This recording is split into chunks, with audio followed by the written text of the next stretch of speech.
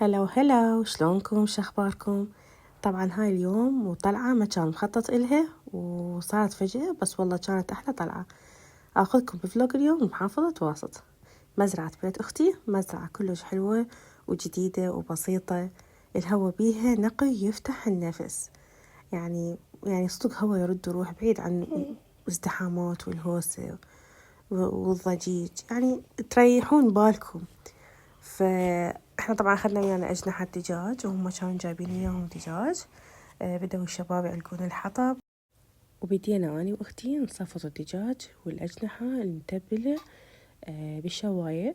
طبعا الدجاج هي متبلته، أما الأجنحة فأنا اشتريتها متبلة جاهزة يعني. والشباب بدأوا يشوها طبعا من البداية على نار هادئة، وشوي شوي قاموا يقلبون بيها. طبعا ما أحكيكم عن الهدوء، هدوء المكان، يعني صدق مكان هيك يريح البال، يعني تعيد التفكير، يعني نقاء لدماغك. وهنا بين ما يستوي الأجنحة والدجاج سويت لنا أختي شاي خبل، والتمن أحمر كانت مسيته ومهدرته.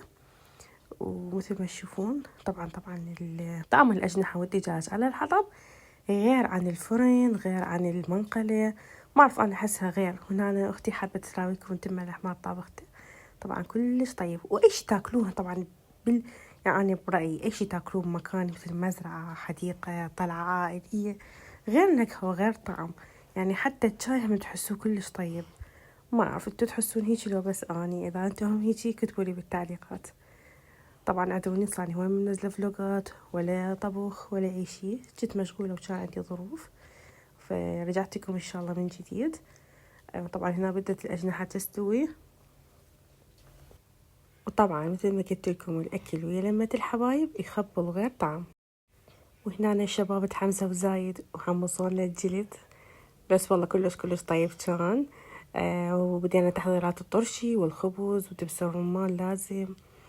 وهنا استوى طبعا الدجاج والأجنحة، وبدينا نقلبها.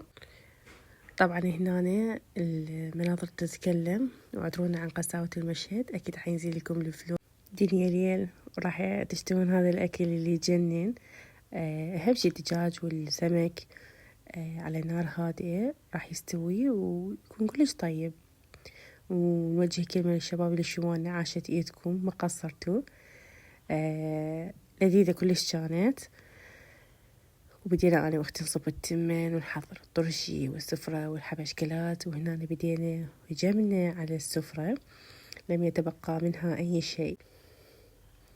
وهنا الشاي المهيل اللي ورا الأكل اللي يعدل الراس، وراء فقرة الفواكه والحاب والدردشة والسوالف. حلوة لمة الأهل والأحباب بصراحة. يعني تغيير، واحد يحتاج يجي لمة. ومثل ما تعرفون اللانجي والبرتقال العراقي يجنن، وماكو مثل طعمهن بصراحة. وزوج أختي جاب نارنج، أكثر شي زرعه بالمزرعة هو النارنج. وهم ناوي يجيب زيتون وأشجار زيتون وهاي، بس يرادلها صبر إن شاء الله يلا تكبر.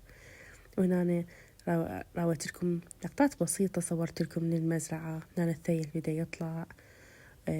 ودعنا المزرعة وإن شاء الله نعيدها. وأقول لبيت أختي سوينا زحمة عليكم. وهنا ودعناهم ولمينا الرحال وانطلقنا إلى بغداد. إذا عجبكم الفلوق لا تنسون الاشتراك والإعجاب بقناتي، عم يوصلكم كل جديد. دمتم في أمان الله.